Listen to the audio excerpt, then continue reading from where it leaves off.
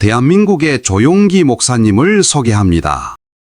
저는 오늘 여러분과 함께 누가복음 5장 1절로 11절에 있는 말씀, 그 내용 가운데 깊은 데로 가서 그물을 던져라, 이와 같은 주의 말씀을 가지고 은혜를 나누고자 합니다.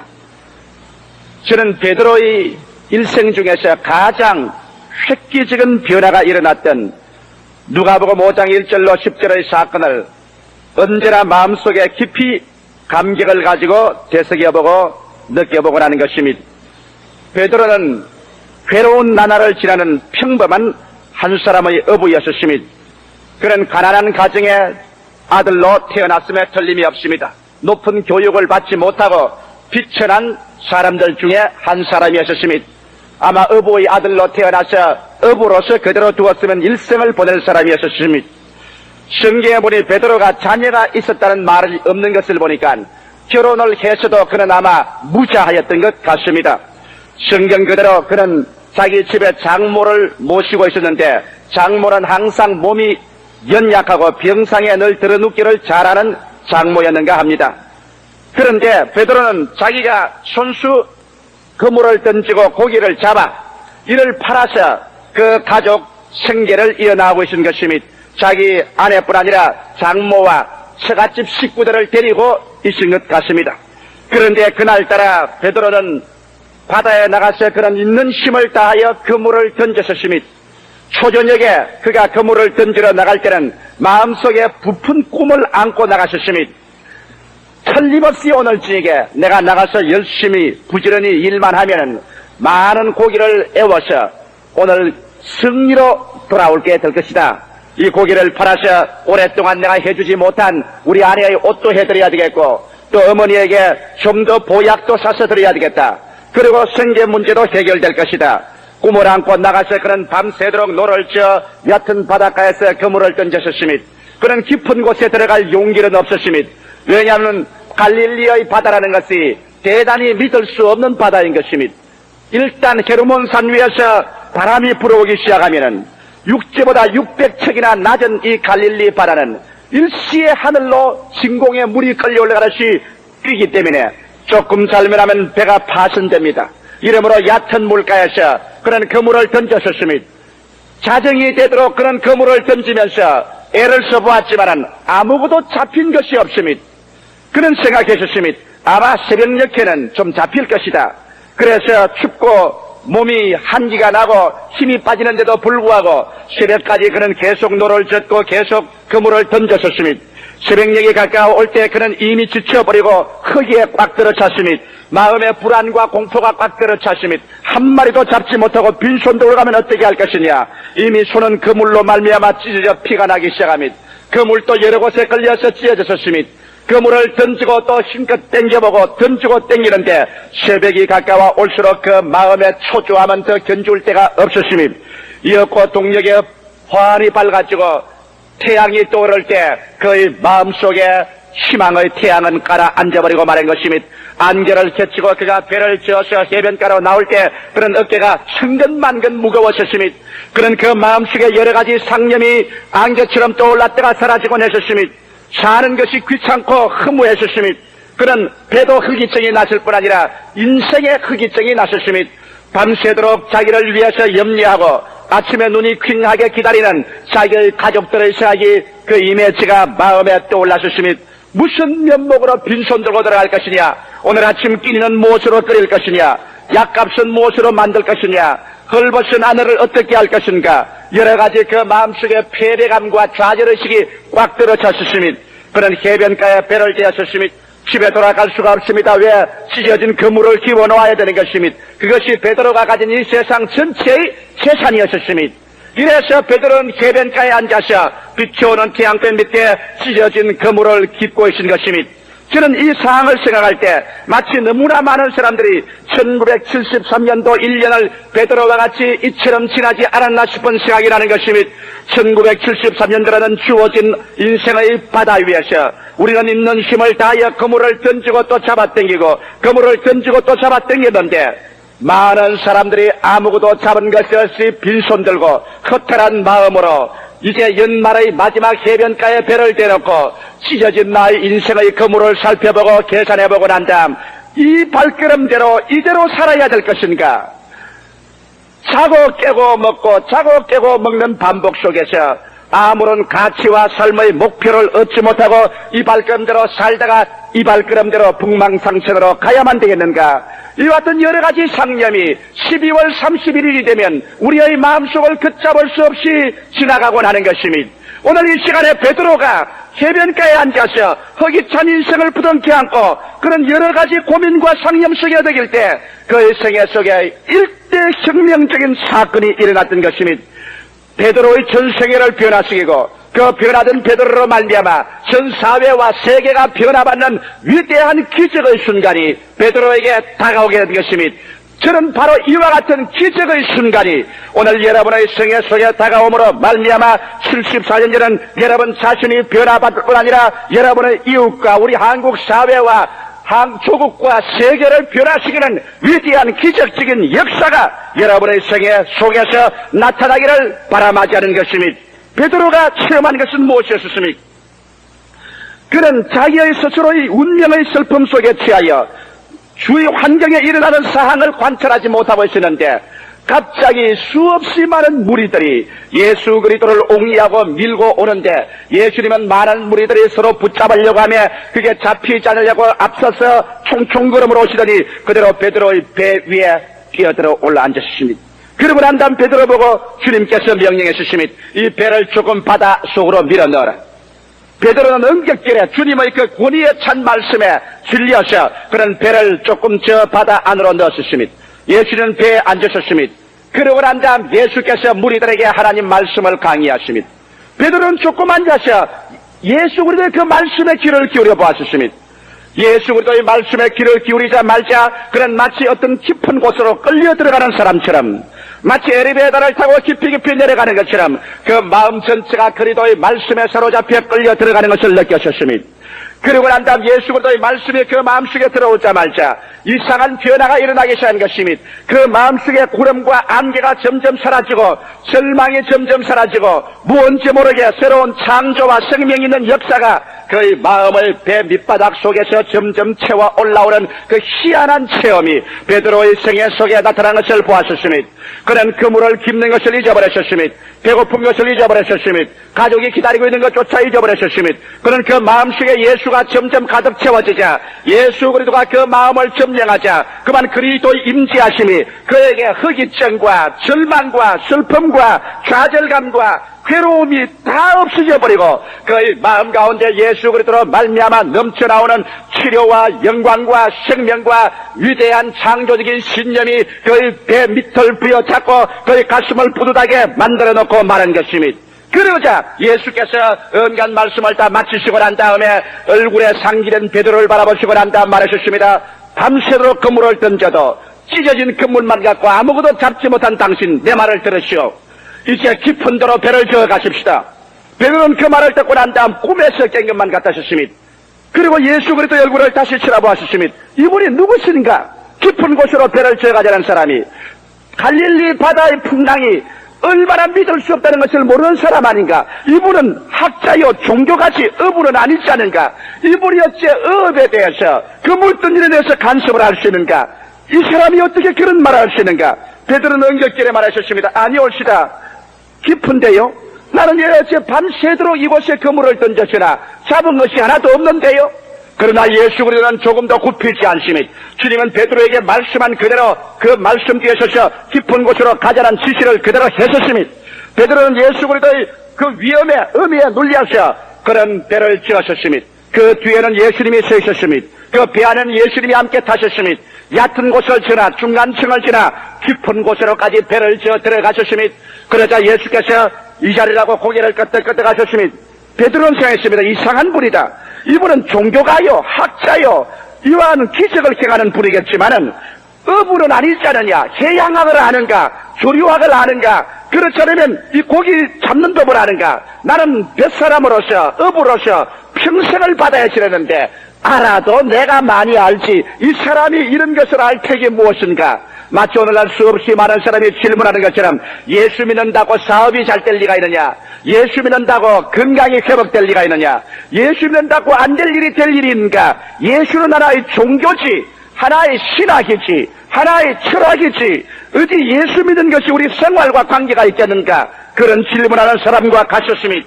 그러나 베드로는 은긋길에 그런 예수 그리스도의 권위에 눌려 어찌할 수가 없기 때문에 그런 말을 했습니다. 내가 밤이 맞도록 수고해도 잡은 것이 하나도 없으되 주님께서 말씀하셨기 때문에 그 말씀에 의지하여 그물을 던지리이다. 그래서 베드로가 그물을 던졌습니다. 그물을 던지자 말자 일시에 고기들이 몰려와서 그 그물에 걸렸었습니다. 그 물이 얼마나 가득한지라 잡아당기니까 찢어지기 시작합니다. 베드로는 혼자 그 물로 감당할 수 없습니다. 자기의 배에 고기를 채우고 친구들의 배를 손질해서 와서 그곳에 고기로 채웠었습니다. 고기를 가득 채우고 난 다음 예수의 얼굴을 쳐다보자마자 베드로는 예수 그리스도 속에 새로운 것을 발견했었습니다. 그는 종교가요, 신학자요, 철학자 이상으로 그 얼굴 배후에는 우주와 만물을 다스리고 인간의 생사 화복을 주장하는 운명의 주제자, 전능하신 하나님, 영존하시는 아버지, 하나님의 위대한 권세가 그 속에 있는 것을 그는 알게 되자마자 그만 베드로는 자기 마음속에 천길만길 구렁텅이로 떨어지는 죄인이라는 것을 깨닫게 된 것입니다. 예수 그리스도의 그 밝고 영원한 하나님의 신성 앞에 서자마자 여태까지 감추고 없는 듯이 어떤 그 인생 전체가 뻘거벗은 것처럼 드러나는 것입니다. 그는 그리스도 앞에 견딜 수가 없었습니다. 마치 지뢰가 태양 앞에 견딜 수가 없어 그늘을 찾아가는 것처럼 그는 그리스도 앞에 엎드렸습니다. 주여, 나는 죄인입니다. 나는 무력한 인간입니다. 나는 버림받은 인간입니다. 나를 떠나소서. 그럴 때 예수께서 베드로를 보고 하신 말씀이 이 사람아, 네가 이제는 고기를 잡지만은 장차는 사람을 낚는 어부가 되리라. 그 말씀하시고 그 고기를 가지고 해변가에 나오자 베드로의 마음속에는 이제는 고기도 지위도 명예도 세상 쾌락도 그리스도의 영광을 보고 난 다음 그것을 바라보니 썩어 죽은 빛깔밖에 보이지 않습니다. 대낮에 뜨거운 태양빛을 정면으로 바라보고 난 다음 집에 들어오면 눈이 캄캄해서 집안 것이 아무것도 안 보이는 것처럼 베드로는 예수 그리스도의 영광을 바라보고 그 안에 나타나는 하나님의 새하늘과 새 땅과 새 예루살렘과 그 안에 나타나는 하나님의 구원을 바라보고 난 다음에 그 다음에 고기를 보고 그물을 보고 배를 보고 자기 인생을 보니까 어둡고 캄캄하여 보이지가 않습니다. 오직 그에게는 예수가 보였다라는 것입니다. 예수가 삶의 목표요, 희망이요, 모든 것 중에 모든인 것입니다.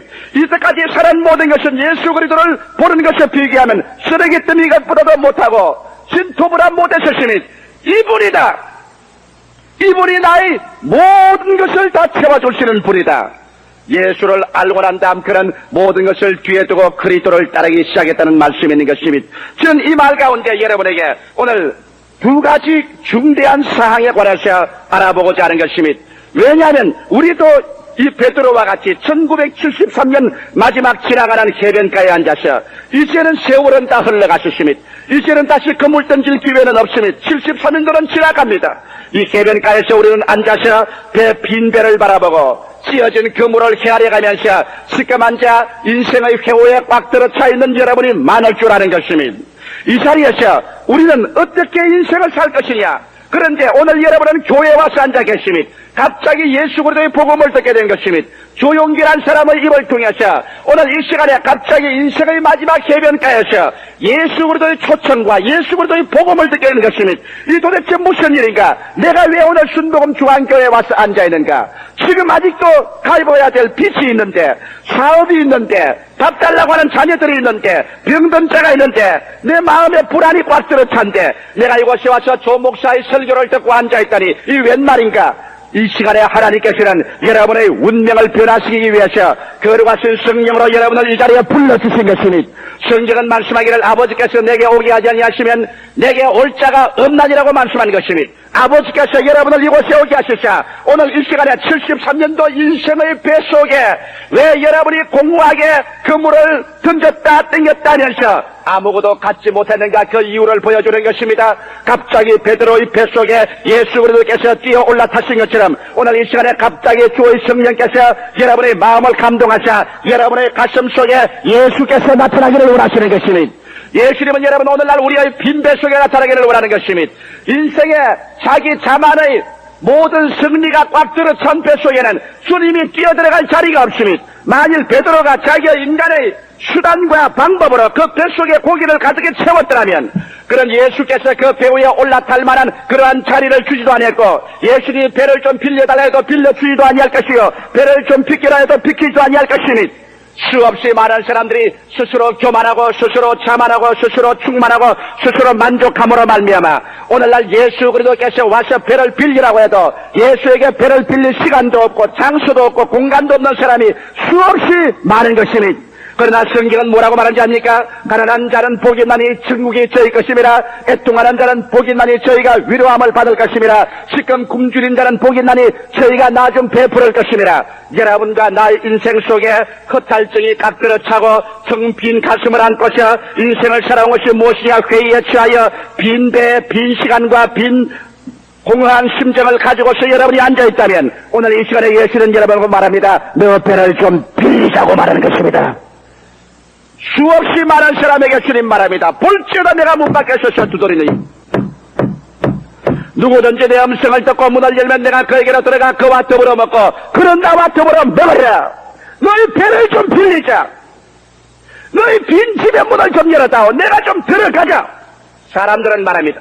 지금 파티를 하고 있습니다. 주님 조용히 하십시오. 당신이 들어와서 앉을 시간은 없습니다. 지금 돈을 한참 끌어들이고 있습니다. 주님 예수께서 와서 그 종교적인 무슨 말을 할 시간은 없습니다. 들어올 여가가 없습니다. 지금 우리는 바쁩니다. 세상 일로서 분망합니다. 당신 들어올 시간이 없습니다. 성경은 뭐라고 한답니까? 화 있을진 저 지금 배부른 자여 나중에 배고플 것임이라. 화 있을진 저 지금 웃는 자여 나중에 울 것이라. 오늘 이 시간에 예수 그리스도는 여러분께서 빈 배를 가고 빈 그물을 가지고 이 시간에 이 자리에 앉아왔기 때문에 주님께서는 그 속에 당신이 들어가서 채우기를 원하시고 있는 것입니다. 너 배를 빌려다오. 너 그물을 빌려다오. 내가 좀 서자. 여러분은 예수에게 시간을 빌려주고 오늘 교회에 와서 앉아 계십니다. 여러분은 여러분의 배를 오늘 이 시간에 인생의 배를 그리스도에게 빌려주고 이 자리에 와 앉아 있습니다. 갑자기 여러분의 생애 속에 친구를 통해서 왔든지 어떤 환경을 통해서 왔든지 예수의 복음이 날개치고 와서 여러분께 말하셨습니다. 배를 빌려다오. 순복음 중앙교회 가서 오늘 주일 예배에 앉아서 그리스도의 말씀을 들어보자. 여러분의 속에 그리스도께서 오늘 들어오셔서 여러분의 배를 점령하도록 여러분께서 그리스도를 초청하게 되시기를 주의 이름으로 축원합니다. 예수님께서는 여러분의 뱃속에 들어오면 여러분의 배를 점령하고 여러분의 시간을 주님께서 소유하고 난 다음에 주님께서는 이 세상 사람이 들어보지 못한 말씀을 여러분에게 들리게 하는 것입니다. 오늘 하늘나라의 말씀은 눈으로 보지 못하고 귀로 듣지 못하고 사람의 마음으로도 깨닫지 못한 말씀인 것입니다. 고린도전서 1장 9절을 여러분 기억하실 것입니다. 하나님께서 자기를 사랑하는 자를 위하여 예비해 놓은 모든 것은 눈으로 보지 못하고 귀로 듣지 못하고 사람의 마음으로도 깨닫지 못했다는 것 같으니라. 이 모든 것을 하나님의 성령이 보여주신다고 말씀한 것입니다. 오늘 우리는 세상의 지혜나 총명이나 지식 있는 말을 들어온 것이 아니라 하나님의 성령께서 그리스도가 우리를 위해서 예비해 놓은 것을 알 수 있도록 인도하는을 받기 위해서 이 자리에 오게 된 것입니다. 그렇다면 여러분, 주님께서 우리에게 말하는 조건이 있습니다. 그 조건이 주님이 첫째로 얕은 곳을 떠나라고 말한 것입니다. 왜 내가 인생을 지금까지 실패했는가? 왜 그물을 던지고 또 던지고 또 던지고 또 던져도 나는 아무것도 잡은 것이 없이 빈배를 가지고 허탈한 인생으로 지금 이 길 걸어오고 있는가? 주님은 말씀합니다. 이 사람아, 그 이유를 내가 말해주겠다. 이제 내가 너희 뱃속에 탔으니 얕은 곳을 떠나 깊은 곳으로 가자. 그러므로 오늘 우리가 깊은 곳으로 가기 위하여 첫째로 우리는 얕은 곳을 떠나가야만 하는 것입니다. 인생의 얕은 곳이 무엇인 것입니까? 수없이 많은 사람들이 도덕적으로 얕은 곳에 거하고 있는 것입니다. 주님 말씀하기를 좁은 길로 들어가라. 넓은 길은 길이 넓고 들어가는 사람이 많다고 말한 것입니다. 수없이 많은 사람들이 오늘 도덕적으로 너무나 평범하고 방탕과 술 취하며 음란과 호색하며 쟁투와 시기하는 이러한 자리에서 살면서 그들은 왜 하나님께서 나에게는 이와 같은 박한 운명을 허락하는가 생각하는 것입니다. 여러분, 성경에는 주님께서 우리를 축복하는 것은 우리의 영적인 발전과 동행하는 것이며 사랑하는 자여 내 영혼이 잘됨같이 내가 범사에 잘되며 강건하기를 내가 강구한다고 말한 것이며 오늘날 여러분 수없이 많은 사람들이 얕은 곳에 살고 있습니다. 방탕과 술 취하는 생활 속에 삽니다. 조금만 돈이 생기면 조금만 생활이 좋아지면 그만 방탕과 술 취함으로 꽉 들어차고 마는 것이며 대로마 제국이 무너진 것도 그들이 방탕과 술 취함으로 무너진 것이며 로마가 하루 만에 일어나지 않았지만은 무너질 때는 성필없이 무너졌으며 로마에는 수없이 많은 사람들이 방탕과 술 취함으로 말미암아 밤새도록 연락하는데 그들은 어떤 기술을 배웠느냐? 많이 먹고 난 다음 토하는 기술을 가르쳐 준 것이며 잔뜩 먹고 난 다음 화장실에 가서는 입속에 손가락을 넣어서 다 토해내고 또 와서 또 먹고 또 가서는 또 토하고 이래서 토하는 기술이 좋은 사람이 인기를 얻은 것이며 이와 같은 방탕과 술 취함의 세계 속에 혼몽돼 살 때 야만 민족의 침범으로 말미암아 로마 제국은 망해버리고 말한 것이며 오늘 여러분 우리 대한민국은 바로 김일성의 소시탐탐 노리는 그 눈 앞에 우리나라가 처해 있는 것입니다. 오늘 우리의 여러분 정치적, 경제적, 사회적 모든 환경은 안정되고 우리가 불안과 요동의 아무런 징조가 없이 일치 단결에 있어야만 이 김일성의 모험을 우리가 피할 수가 있는 것입니다. 나는 볼 때 김일성에는 벌써 환갑이 넘어 70기를 향해 있는 것입니다. 그는 수없이 많은 비행기와 탱크와 배를 준비했습니다. 안 써먹으면 비행기는 녹이 있습니다. 한 번씩 하루 한 번씩이라도 공중에 띄워야 됩니다. 탱크도 전부 다 그 기름칠해야 됩니다. 안 써먹으면 녹이 있습니다. 배도 그렇습니다. 비행기와 탱크와 이 모든 배를 유지하기 위해서 막대한 자금을 들여야만 됩니다. 이러기 때문에 김일성은 마음에 초조해진 것입니다. 이러므로 말미암아 내가 늙기 전에 빨리 써먹어야 되겠다. 안 써먹으면 다 썩어져 버리니까 막대한 돈을 들이고 썩어지는데 이제 나는 나이가 60이 넘어 70이 되었으니 살 길이 얼마 안 남았다. 에라 도박을 한번 해보자. 그까짓것 내 죽고 난 다음에야 잘 되고 못 될 거 있을겠느냐. 사람들 내가 10년 이상 더 살겠는가. 그러므로 이까짓것 한번 써먹어 보자. 그렇게 하는 노망이 들 수 있는 위험성이 다분히 있는 것입니다. 만일 그가 노망이 들면은 노망된 사람이 국제 정세를 생각합니까? 사회 정세를 생각합니까? 자기 민족이 망할 것 생각합니까? 히틀러와 같이 일본 동조 연기와 같이 모험을 하지 않겠습니까? 만일 그래서 그 대준비한 비행기와 탱크와 함정을 써먹겠다고 달라들어 온다면 여러분 우리가 어떻게 하겠습니까?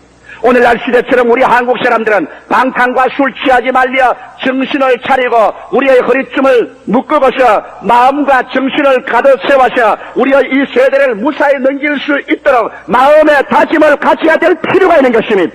어찌하든지 우리의 도덕적으로 우리가 와해되고 방탕되기 시작하면은 절대로 안 됩니다. 좀 더 수출해서 돈을 벌었다고 해서 흥청망청하여 아무 곳이나 쓰는 것은 바요, 쓰는 것은 그저 술집이요, 쓰는 것은 방탕이요, 기생들이요, 오락이요 이렇게 나간다면 오늘 정신적인 환경은 우리 완전히 저해돼버리고 말고 회의전 이 가운데서 우리 한국이 또 어찌 될지 어떻게 알겠습니까? 우리 옛날에 개방되고 난 다음 당파 싸움에 당파 싸움, 정치 싸움에 정치 싸움으로 어지러우면서 큰 소리 꽝 한 것이 기억납니다. 아침은 사리원에 가서 먹고 점심은 저녁은 평양에 가서 먹는다고 큰 소리 할 때 나도 그것이 참말인 줄 믿었습니다. 그때 저는 학교 다니면서 야 대한민국에 그렇게 힘이 세고 강하고 좋구나 참말이구나. 그런데 전쟁에 나가보니까 아침은 사리원에서 먹고 저녁은 서울에서 먹는 지경이 되고 마는 것입니다. 이러므로 여러분 우리는 정신을 차리고 있어야 됩니다. 예수께서 말씀하기를 말세에는 수많은 사람이 생활의 염려와 방탕으로 말미암아 그 마음이 둔하여지고 그날이 듣고 아침하리라고 말한 것입니다.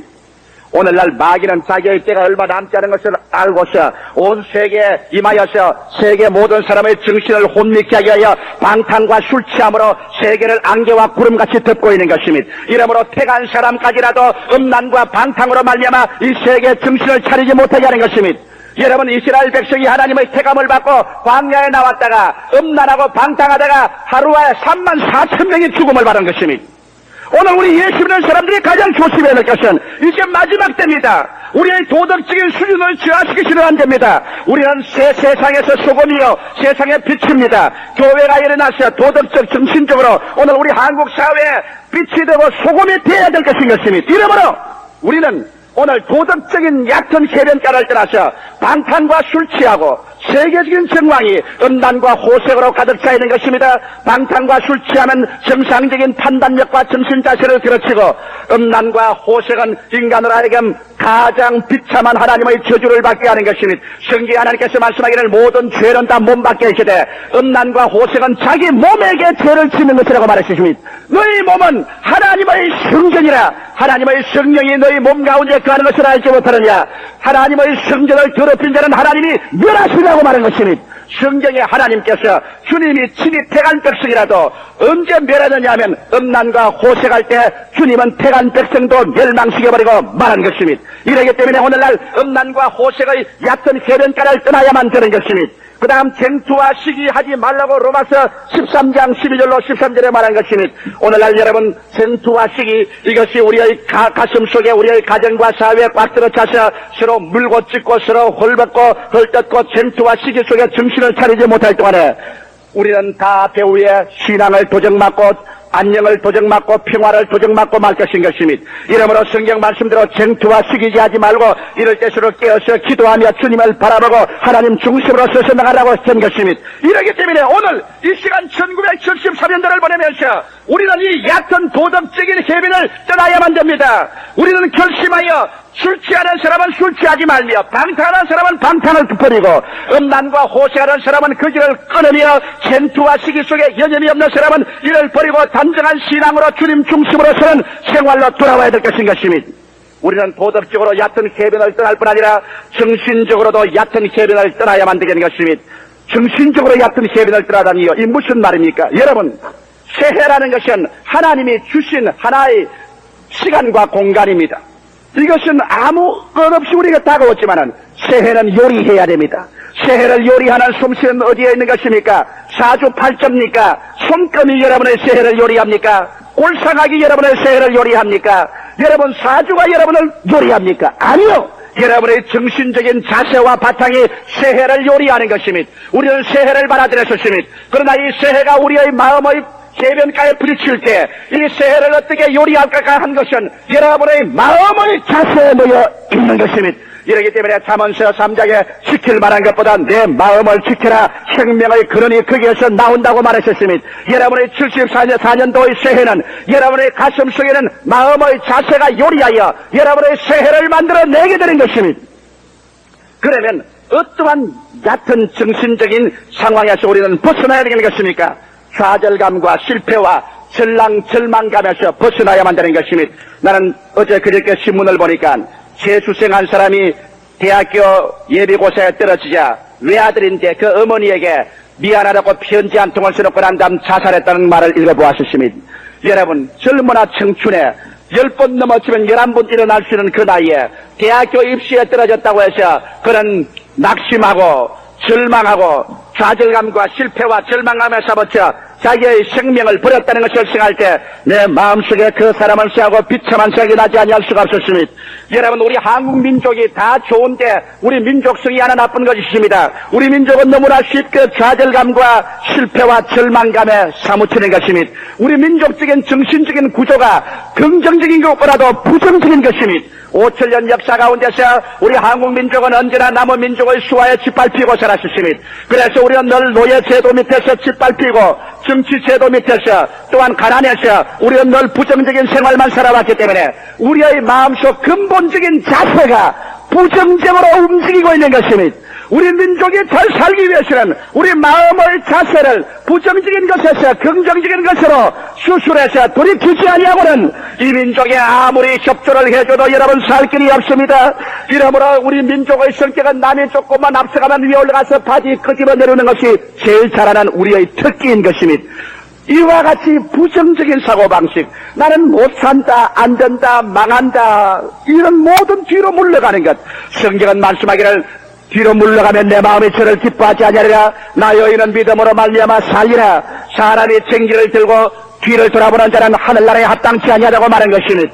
사랑하는 성도 여러분, 이러므로 우리는 오늘 이 시간에 좌절감이나 실패나 절망감을 뛰어넘어 예수 그리스도를 통하여 신념을 가지고 세상을 바라볼 수 있도록 깊은 곳으로 들어가야만 합니다. 저는 종종 내 자신을 격려할 때 광야의 이야기를 기억합니다. 예수님이 광야에 나가셔서 5,000명의 사람이 모여왔었습니다. 여자들과 애들을 합치면 2만여 명이 됐겠지요.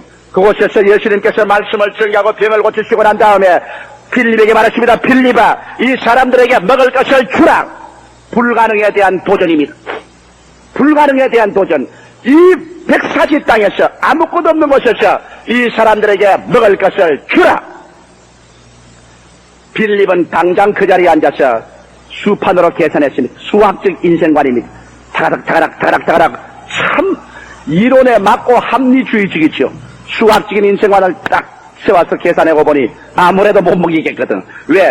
5,000명, 남자만 5,000명, 여자와 어린아이까지 2만여 명의 군중인데 그 떡 살 만한 떡도 없고 돈도 없고 광야고 해는 저물고 예수께 와서 말했습니다. 주님, 먹일 수가 없습니다. 그만한 돈도 없고 떡도 없습니다.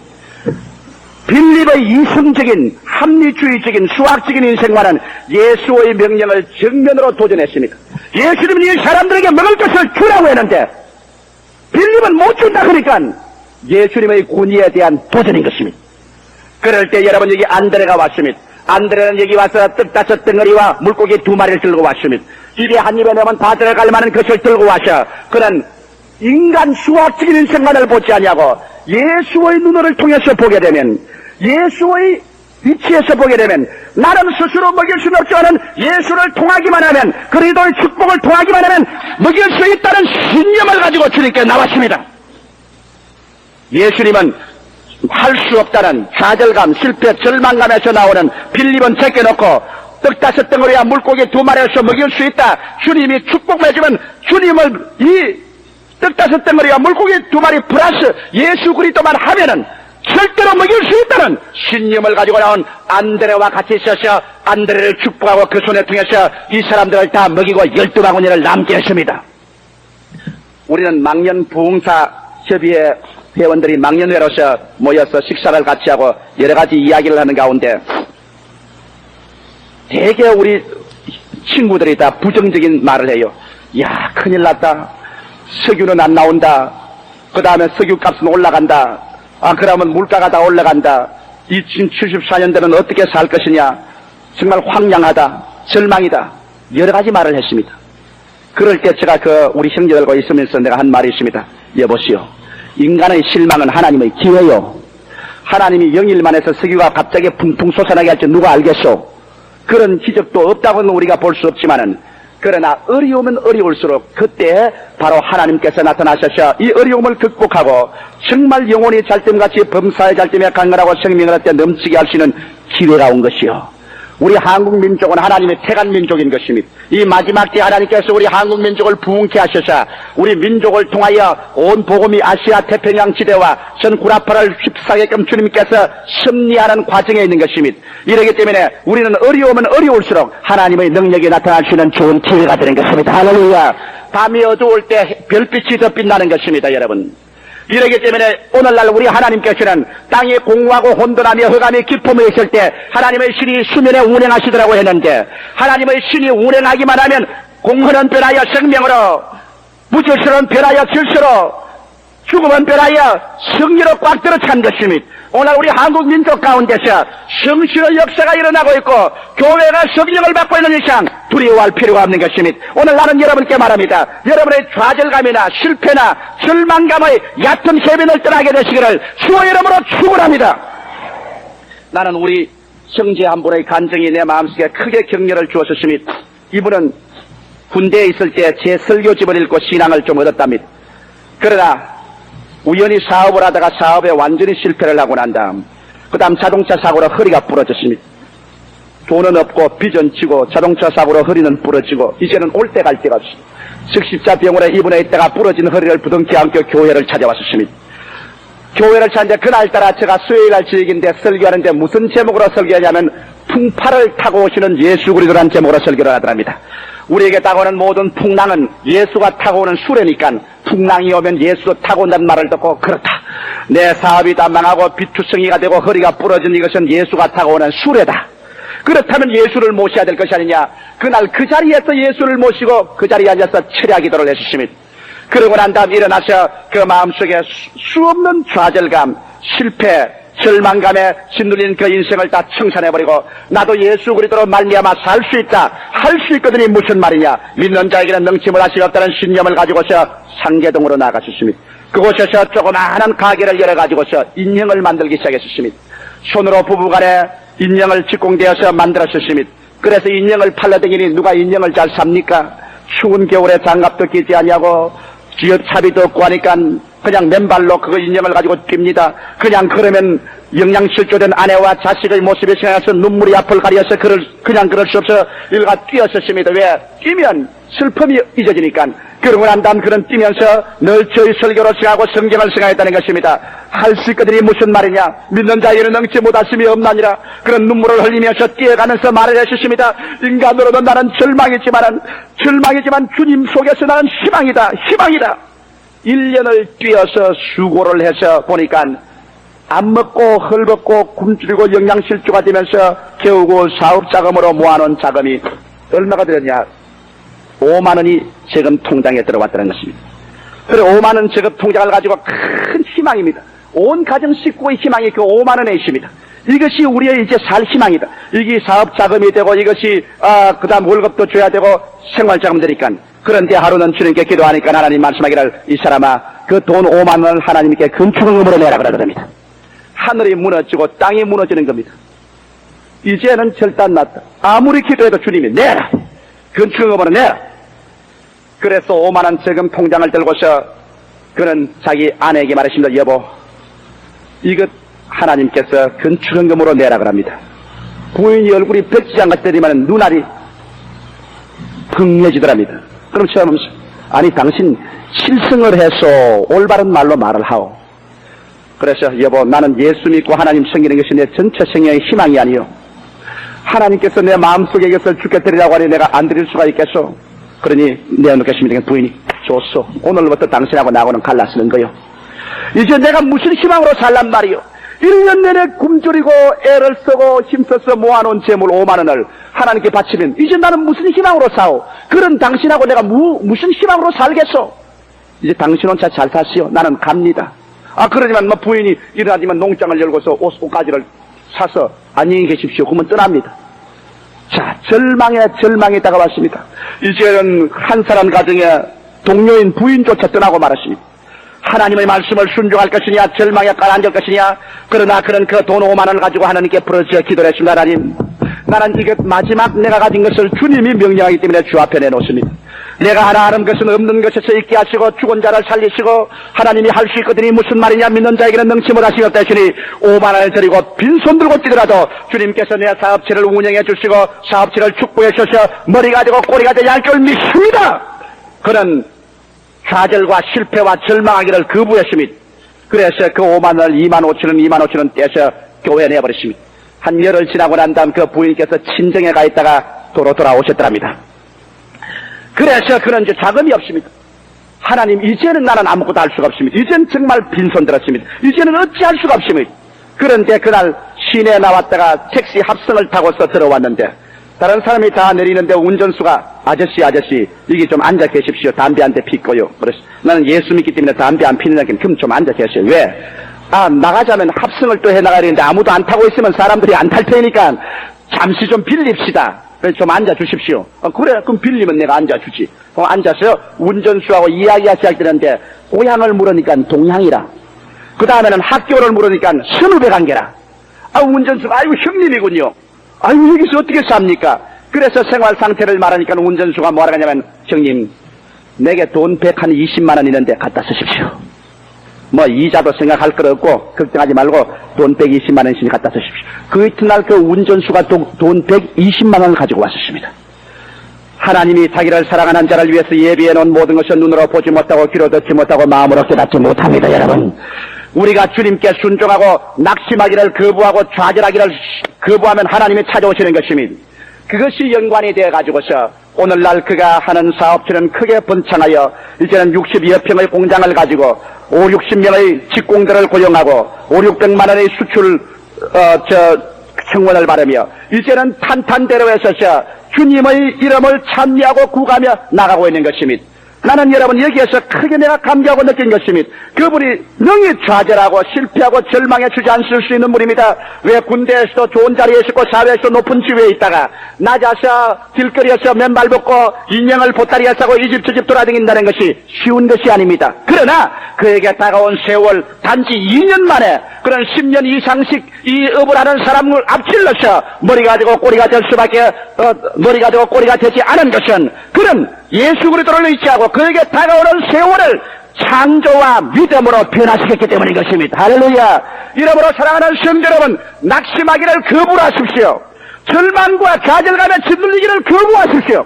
그 다음 여러분과 내가 떠나야 될 것은 불안의 세변을 떠나야 되는 것입니다. 불안이란 공포를 가져오고 공포는 공황을 가져오는 것입니다. 불안은 자기 믿음에 대한 반대인 것입니다. 예수님 말씀하시기를 너희가 하나님을 믿으니 또 나를 믿으라고 말한 것입니다. 수없이 많은 사람들이 내일에 대한 불안, 미지의 세계에 대한 불안을 가지고 있습니다. 그러나 여러분과 내가 그 나라와 그 일을 먼저 구하고 예수 그리스도를 믿음으로 사랑한다면 성경 로마서 8장에 있는 말씀대로 하나님이 그 아들을 아끼지 않고 우리에게 주시니까 그 아들과 함께 무엇을 선물로 주지 않거든요. 여러분께서 예수 그리스도에게 온 몸과 마음을 던지고 믿으면 그리고 기도해서 내어 맡겨버리면 하나님의 성령은 여러분의 마음 가운데 불안을 해소하고 그 대신 믿음을 갖다 넣습니다. 여러분 오늘 마음의 믿음은 내일의 여러분의 운명을 좌우하는 것입니다. 성경에는 내 아는 대로 될 것이라고 말 안 했습니다. 내 계획대로 될 것이라고도 말하지 않았습니다. 내 믿은 대로 될지어다. 여러분 1974년도는 신념의 사람들 되기를 예수 이름으로 축원합니다. 그래서 여러분 마음 가운데 하나님 말씀으로 불안의 자리에 채워놓고 말씀을 써서 나가게 되면 여러분의 마음속에는 불안 대신 믿음이 있을 것입니다. 우리는 분노의 해변을 떠나야 되는 것입니다. 수없이 많은 사람들이 분노에서 자기 영혼의 자세를 망치고 있는 것입니다. 왜냐하면 사회에 대한 분노, 국가에 대한 분노, 자기 자신에 대한 분노, 이런 것을 가지고서 원망을 합니다. 두세 사람만 모여 앉으면 분노합니다. 탄식하고 원한을 가지고 비분감대하고 이러한 마음의 자세가 좋은 것 같지만 얼마 있지 않냐면 그 분노는 그 마음속에 부정적인 마음의 자세로 끌고 들어가고 마는 것입니다. 사람은 성을 내고 분노를 내면은 완전히 부정적으로 되고 마는 것입니다. 한 가정에도 밥상에서 부부간에 앉아 오손도손 좋은 이야기 하다가 조금만 의견이 상충되어 그만 한 사람이 분노를 해버리고 만다면 그 가정의 확인은 다 깨어지고 파괴적인 부정적인 것으로 그 가정은 완전히 잡혀버리고 마는 것입니다. 이렇기 때문에 여러분과 나의 생애는 오히려 분노 대신에 여호와를 찬미해야 될 것인 것입니다. 하나님이 사용한 위대한 일꾼들은 분노하는 사람들이 아니라 찬미하는 사람들인 것입니다. 여러분 성경에 바울과 실라를 보십시오. 빌립보 감옥에 들어앉아 얻어맞고 피를 흘리며 분노해야 될 그 사람이 여호와를 찬미하며 하나님이 성령을 보내서 진리를 일으켜 감옥문을 열어 제껴버리고 마는 것입니다. 그러므로 여러분의 여러 가지 마음의 감옥문에서 나오기를 원하면 분노 대신에 하나님을 찬미하는 생활로 돌아서야 될 것인 것입니다. 그 다음에 우리는 허무주의의 얕은 세력을 떠나야 되는 것입니다. 수없이 많은 사람이 말합니다. 살아서 못하다. 모든 것이 허무하다. 오늘 아침에 한국일보 만화에 보니까 그 만화에 이런 만화가 있습니다. 어떤 방송국 기자가 와서 묻습니다. 송년에 대한 소감은 없습니다. 신년에 대한 소감은 없습니다. 여러분 그거 재미있다고 기록해 놓았지만 나는 그 속에서 그 정신 상황의 허무주의를 보한 것입니다. 모든 것은 아무것도 의미가 없다. 그저 될 대로 되라. 허무주의. 이와 같은 마음의 자신은 여러분에게 다가오는 새해를 맞이할 수 있는 정신적 자세 아니요. 이 사람은 패배하는 사람인 것입니다. 허무주의에 취한 사람은 인생에 목표가 없는 사람인 것입니다. 그래서 바람 부는 대로 물결 치는 대로 떠내려가는 사람인 것입니다. 이러한 사람은 아무것도 성취할 수 없는 것입니다. 그 다음 무결단성의 해변을 떠나야 되는 것입니다. 사람이 무골충같이 결단성이 없어서 그저 이 사람 말하면 이 사람 말에 귀를 기울이고 저 사람 말하면 저 사람 말에 귀를 기울이고 이리 와 가면 이리 와 가고 저리 와 가면 저리 와 가고 그래서 오늘날의 인간을 뭐라고 말하면 매스콤 인간이라고 말합니다. 신문이 떠들어대고 텔레비가 떠들어대면 신문이 만들어낸 인간, 텔레비가 만들어낸 인간으로 자기의 마음속에 아무런 결정이 없습니다. 결단성이 없습니다. 이러므로 말미암아 수없이 많은 사람에게 끌려만 되게입니다. 술 친구들이 가자고 한다고 술집에 따라가고 나쁜 친구들이 가자고 한다고 해서 부도덕한 곳에 따라가고 마음의 갈피를 잡지 못합니다. 무결단성. 이것은 여러분 이 사람은 아무래도 성공할 수 없는 사람인 것입니다. 그 다음에 파괴적인 공격을 하는 심정. 이 사람은 조금만 일이 닥치면 될 대로 되라 자기 아내를 치고 물건을 부숴버리고 발길로 차버리고 이까지껏 폭력으로 나와서 될 대로 되라 너 죽고 나 죽자고 부딪혀 나와버리는 이러한 파괴적인 공격적인 심정을 가진 사람은 얕은 곳에 사는 사람입니다. 이러한 사람에게는 하나님께서 성공의 기회를 주지 않습니다. 여러분과 내가 오늘 떠나야 될 것은 좌절감, 실패, 절망감, 불안, 분노, 허무주의, 무결단성, 파괴적인 공격, 이와 같은 얕은 해변가에서 떠나야만 되는 것입니다. 이것을 안고 있는 이상 여러분은 절대로 고기를 애울 수가 없습니다. 이것을 안고 있는 이상 영적인 행복, 마음의 평화, 생활의 승리는 못 가져오는 것입니다. 도덕적인 얕은 해변을 떠나야 될 뿐 아니라 정신적으로 얕은 해변을 떠나야 되는 것입니다. 그럴 뿐 아니라 생활에서 세상적이요 정욕적이요 마귀적인 것을 떠나서 우리 분명히 하나님의 목표를 세우고 나가야 되는 것입니다. 오늘 예수님께서는 여러분 보고 이와 같은 얕은 곳을 떠나라고 말씀하고 있는 것입니다. 얕은 곳을 떠나라. 여러분 우리가 승리로운 생활을 하려면 꺾을 것은 꺾을 줄 알아야 됩니다. 떠날 것은 떠날 줄 알아야 되는 것입니다. 눈물을 머금고라도 떠날 것은 떠나야 되는 것입니다. 그러면 어떻게 할까요? 주님께서 지금 손을 가리킵니다. 깊은 데로 나와 함께 들어가자. 여러분 우리 1973년도 오늘 마지막 해변에서 우리 얕은 곳을 이제 이 시간에 버립니다. 그럴 때 예수께서 여러분과 나를 향해서 1974년도를 향해서 말합니다. 나와 함께 깊은 곳으로 들어가자. 깊은 곳은 무서운 곳입니다. 깊은 곳은 불안합니다. 그러나 깊은 곳에 예수께서 같이 가면 깊은 곳은 창조적인 기회가 되는 것입니다. 깊은 곳으로 어떻게 나갈 수 있을까요? 주님 나는 얕은 곳을 못 떠나겠어요. 나는 왜 그런지 방탕과 술 취하며 음란과 호색하며 쟁투와 시기하는 이거 떠날 수가 없어요. 나는 대어 먹은 것이 그저 자꾸 좌절하고 실패하고 절망감에 허덕이고 불안하며 분노하고 허무주의와 무결단식에 허덕이며 파괴적인 공격적인 그런 부정적인 마음이 꽉 들어있는데 이거 어떻게 할까요? 이건 나는 꽤 그물이 다 찢어졌어요. 이거 어떻게 할까요? 여러분 예수가 여러분 배 속에 들어오면 이 모든 것은 사라지고 마는 것입니다. 할렐루야. 이런 힘으로도 되지 아니하고 능으로도 되지 아니하되 여러분 하늘과 땅을 지으셨으며 없는 것을 있게 하시고 죽은 것을 살리신 나사렛 예수를 여러분의 생애 속에 중심에 모시고 그렇지라면 예수 그리스도 안에 있는 생명의 성령의 법이 죄와 사망의 법에서 여러분을 해방시켜주는 것입니다. 예수의 그 말 앞에 여러분 자신을 맡기고 오늘 이 시간에 예수를 여러분 중심으로 꽉 모셔드리면 그런 하늘과 땅의 모든 권세를 가진 자로서 여러분과 나를 자유케 해서 깊은 곳으로 가자고 인도하는 것입니다. 나는 오늘 여러분께 깊은 곳으로 가는 길을 말씀해드리고 이 설교를 끝마치고자 하는 것입니다. 깊은 곳으로 가자면 여러분 배 안에 그리스도를 안내자로 모셔야 되는 것입니다. 너무나 많은 사람들이 그리스도를 종교적으로 믿고 철학적으로 믿고 감상적으로 믿지 내 인생의 안내자로 믿지 않습니다. 안내자면은 그 안내자에게 내 인생의 고삐를 내어 맡겨버려야 되는 것입니다. 여러분 예수께서 여러분의 인생의 안내자가 되고 여러분 안내자로 그를 믿으셨으면 그 발 앞에 엎드려 여러분 자신을 내어 맡겨버리고 주님께서 시키는 대로 따라서게 되어야 되는 것입니다. 내가 망하면 주님 따라가다가 망하리다. 죽으면 죽으리다. 그러나 나는 주님을 따라 행하옵니다.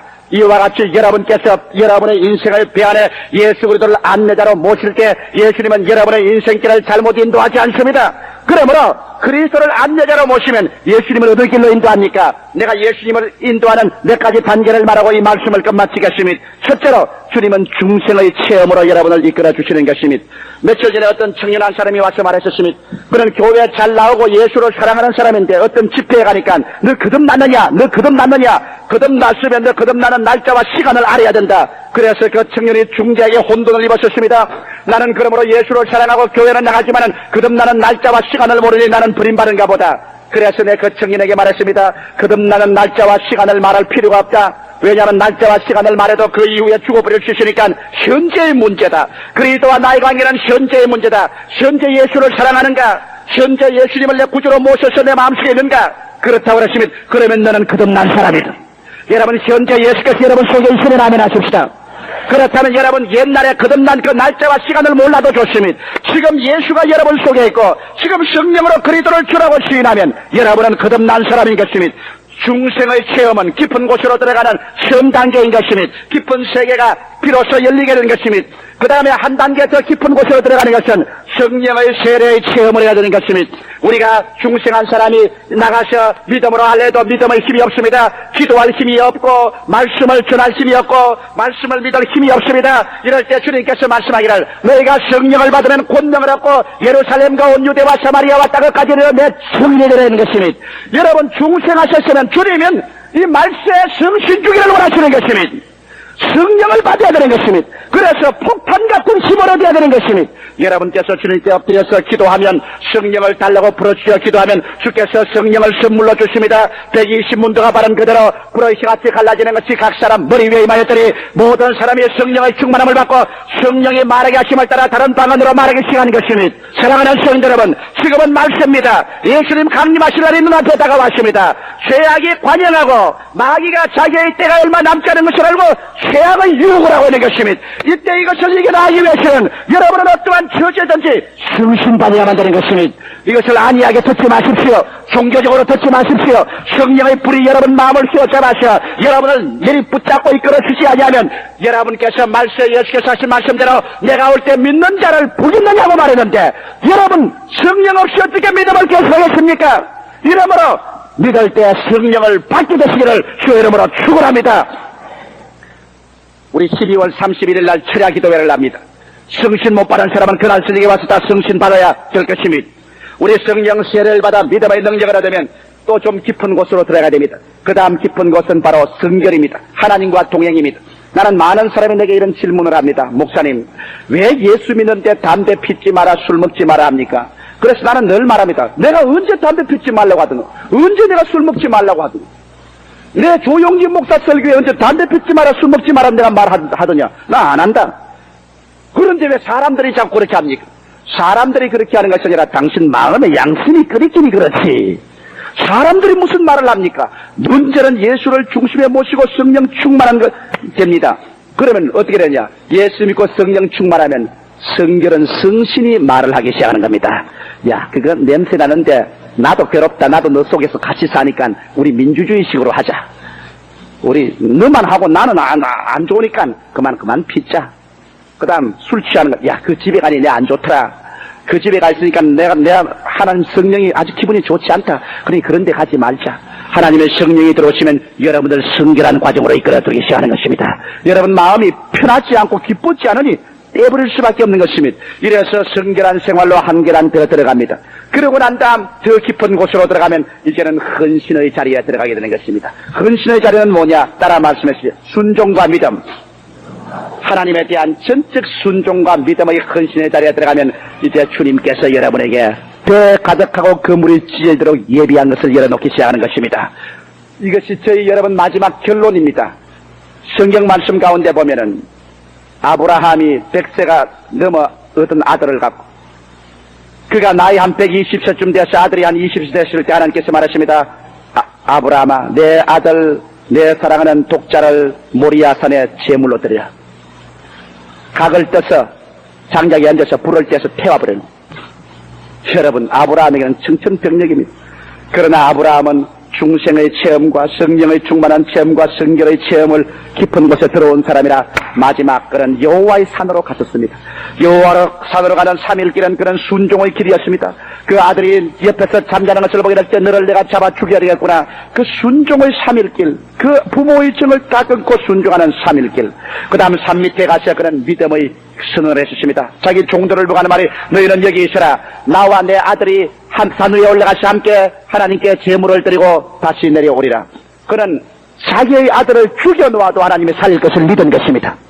인간의 힘으로는 어떻게 살아납니까? 그러나 하나님 말씀하기를 내 후손은 이삭으로 말미암음이라고 약속했으니 이제 인간의 눈으로 볼 때는 잡아서 불로 태워 죄가 되면 못 일어나겠지만은 내가 하나님의 약속의 말씀을 통해서 보면은 잿더미 속에서도 내 후손은 이삭으로 말미암음이라 했으니 이삭이 잿더미에서 다시 일어날 것을 믿은 것입니다.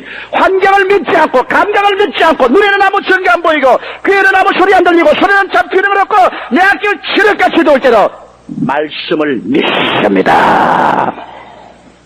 베드로가 바로 그것이었습니다. 말씀에 의지하여 그물을 내리리다. 순종과 믿음은 가장 깊은 곳에 들어간 생활입니다. 그곳에 그물을 던질 때 베드로는 그물이 찢어지도록 잡혔습니다. 아브라함이 순종과 믿음으로 하나님을 예비하는 산에 올라갔었을 때 그는 아들을 안 죽고 살려 돌려받을 뿐 아니라 하나님의 축복의 계시가 쏟아져 나오기 시작하는 것입니다. 사랑하는 성도 여러분, 예수 믿으면 못 산단 말이 어디 그런 거짓말이 있는 것입니까? 성경에 여호와를 자기 하나님으로 믿은 백성은 복이 있다고 말했었습니다. 성경에 나를 믿는 백성은 머리 가지고 꼬리 되지 않고 위에 있고 아래 내려가지 않고 남에게 구워줄지라도 꾸지 않겠다고 말한 것입니다. 성경에 말하기를 도적이 오는 것은 도적질하고 죽이고 멸망시키는 것뿐이요 내가 온 것은 양으로 생명을 얻게 하고 더 풍성히 얻게 하겠다고 말한 것입니다. 역사적인 상황이 하나님을 자기 하나님으로 믿은 백성들이 얼마나 구약파와 미국이 복을 받은 것입니까? 여러분, 오늘 여러분께서 깊은 곳으로 그리스도와 함께 나아가서 그물을 던지면 여러분의 영혼이 잘됨같이 범사에 잘됨에 강건하고 생명을 얻되 넘치게 없는 주님의 참된 축복이 여러분 생애 속에 나타나기 시작하는 것입니다. 그 찢어진 그물 빈 배를 다 없애고 이제는 마음에 만족합니다. 그 속에서 결과적으로 새로운 인생이 계시되는 것입니다. 이야, 인간들은 다 죄인이구나. 예수님의 그 발 앞에 엎드려 항복을 하면 주님께서 보여주십니다. 이 세상에 육신의 정력과 안목의 정력과 이생의 자랑보다 가장 귀한 것은 영혼을 구원하는 것이다. 사람을 낚는 생활, 이것이 인생 전부다. 이 땅에 사는 것은 잠시 잠깐 빌려온 땅에 빌려온 대지 위에 시간을 빌려서 우리 사는 것이다. 여기에서 영혼을 구원하라. 내 영혼을 낚아라. 정치에서, 사업장에서, 학교에서 모든 것은 영혼을 낚는 수단이 되는 것이다. 영혼의 귀중성을 깨닫게 되고 난 다음에 베드로가 그 체험을 하고는 밖에 나와서 모든 것을 버려두고 예수를 쫓았습니다. 여러분이 이와 같은 하나님의 큰 축복을 체험하고 나면은 그 다음에는 세상 모든 것에 대한 미련이 끊어지고 마는 것입니다. 있어도 그게 잡히지 아니하고 없어도 그곳으로 말미암아 낙심하지 않습니다. 부하다고 음란호색하지 않고 비난하고 낙심해서 타락하지 않습니다. 예수 그리스도만 온전히 보고 쫓아갈 수 있는 이러한 마음의 위대한 변화가 다가오게 되는 것이니 여러분 이와 같은 1974년도를 맞이하기 위해서 오늘 얕은 곳을 떠나 예수와 함께 깊은 곳으로 나아가는 여러분 되시기를 주의 이름으로 축원합니다. 할렐루야. 아멘. 목사님 감사합니다.